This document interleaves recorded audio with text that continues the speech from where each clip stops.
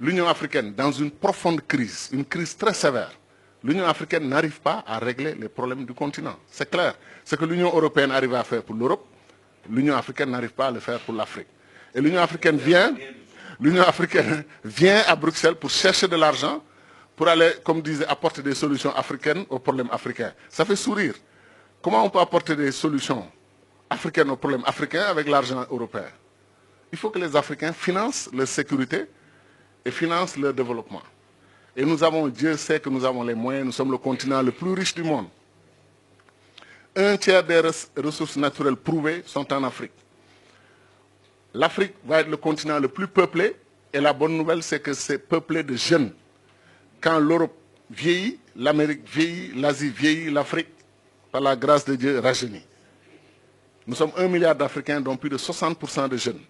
Et dans moins de 30 ans, on sera 2 milliards d'Africains, dont une grande majorité de jeunes. Maintenant, les jeunes, c'est un atout qui peut être une bombe. Si nous nous débrouillons pour avoir la même Afrique, désunie, hyper balkanisée, avec 50 et quelques États, une Afrique pauvre dans un continent le plus riche du monde, ces jeunes-là vont devenir un problème au lieu d'être un atout. C'est pour ça que je dis, je lance un appel, pas pour moi seulement, mais pour tous les panafricanistes. Il faut élire des dirigeants panafricanistes dans nos pays. L'exemple de Wade, Kadhafi et Obasanjo l'a prouvé. Des dirigeants non panafricanistes ne vont pas parler du futur de l'Afrique. Ils vont nous faire rêver en nous faisant croire qu'il est possible de bâtir l'Afrique sans l'unité. Ce n'est pas possible. Ou bien ils vont parler de l'unité du bout des lèvres et ils vont pratiquer autre chose. Nous sommes aujourd'hui dans une situation de non-développement, de développement arrêté, parce que nous sommes divisés. Le Sénégal, la Gambie, la Guinée-Bissau, ce n'est pas possible, ça ne peut pas continuer. Il faut que ces trois pays, plus le Mali, plus la Mauritanie, plus la Guinée-Conakry, plus les autres pays de l'Afrique de l'Ouest, pourquoi on ne crée pas une union politique en Afrique de l'Ouest avec un gouvernement régional, fédéral? Pourquoi on ne peut pas le faire? Et lancer le même appel aux pays de la SADC, qui sont très unis d'ailleurs.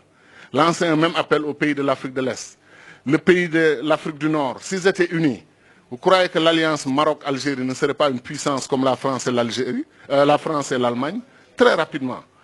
Mais chacun est dans sa situation avec les mêmes difficultés et on passe notre temps, chacun d'entre nous est un obstacle pour le développement de l'autre. Vous imaginez que le Mali a 7 frontières. 7. 7 pays empêchent au Mali de voir le soleil, c'est-à-dire de voir la mer et d'accéder. Vous avez la Guinée, territoire Sénégal, Mauritanie, Côte d'Ivoire, Burkina Faso, Niger, Algérie. Si quand 7 pays vous encerclent et chacun prétend être un pays souverain qui contrôle ses frontières, mais ils vous étouffent, ils vous empêchent de respirer. C'est pour ça que nous nous disons, on peut aller rapidement, au moins, à défaut d'avoir les États-Unis d'Afrique, qu'on ait des gouvernements d'union au plan régional, étape vers les États-Unis d'Afrique. Qu'est-ce qui nous empêche d'avoir une monnaie commune? Le franc CFA, là, 14 pays le partagent, en Afrique centrale et en Afrique de l'Ouest. Faisons-en la base d'une monnaie continentale. Parce que si le franc CFA s'allie avec le Nigeria, et on change le nom, on ne l'appelle plus franc CFA, c'est clair. Le mot franc disparaît au moins. Hein, on crée une monnaie africaine commune. Il ne faut pas démanteler ce qui existe et qui fonctionne pour quelque chose dont on rêve. On prend ce qui existe, on l'améliore et on l'élargit au Nigeria, au Ghana. Dès qu'on le fait, on a presque un tiers des pays africains qui partagent la même monnaie. Mais c'est une base pour tendre la main aux autres. Kadhafi, avant lui, Nkrumah, on parlait de Banque centrale africaine il y a 50 ans. Banque centrale africaine, monnaie commune africaine, constitution, citoyenneté africaine, armée, défense commune africaine, diplomatie commune africaine, commerce extérieur africain. C'est pour ça que je dis que quand on a mis Nkrumah de côté, après on a organisé le coup d'État, on s'est retrouvé avec un faux paradigme qui a fait que même les pays africains les plus avancés comme la Côte d'Ivoire sont retombés après dans la situation que l'on sait. Est-ce que vous savez que les Malaisiens allaient en Côte d'Ivoire pour dire aux Ivoiriens dans les années, début des années 70, nous voulons être comme vous? Aujourd'hui, la Malaisie est une puissance régionale. Elle vend de l'huile de palme à la Côte d'Ivoire qui lui vendait de l'huile de palme avant.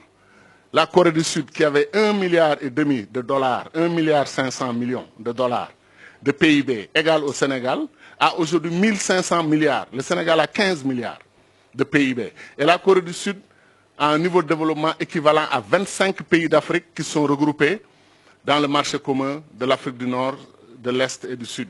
25 pays d'Afrique. Mais pourquoi? Parce qu'ils ont eu le bon leadership, et ils ont appris à être un État depuis 5000 ans. Nous, on apprend à être un État depuis 50 ans. Et des États qui posent problème parce qu'ils n'ont pas de frontières reconnues et acceptées par les populations. Les Africains, les populations sont panafricaines. Ce sont nos dirigeants qui ne sont pas panafricanistes. C'est eux qui bloquent l'unité de l'Afrique. C'est eux qui bloquent l'avancée de l'Afrique. Chacun veut être président de la République avec cortège, escorte, nommer des ambassadeurs, nommer... Et je termine sur ça. Les États-Unis ont 13 ministres, les amis. 13 ministres. Première puissance du monde. L'Afrique a plus de 2500 ministres. C'est la vérité. Comptez 30 ministres par pays, ce qui est faible d'ailleurs. Et vous multipliez par 50 pays, 1500.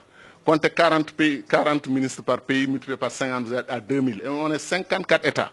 Et si on les suit, ils vont détacher l'Azawad du Mali, ils vont détacher la Casamance du Sénégal.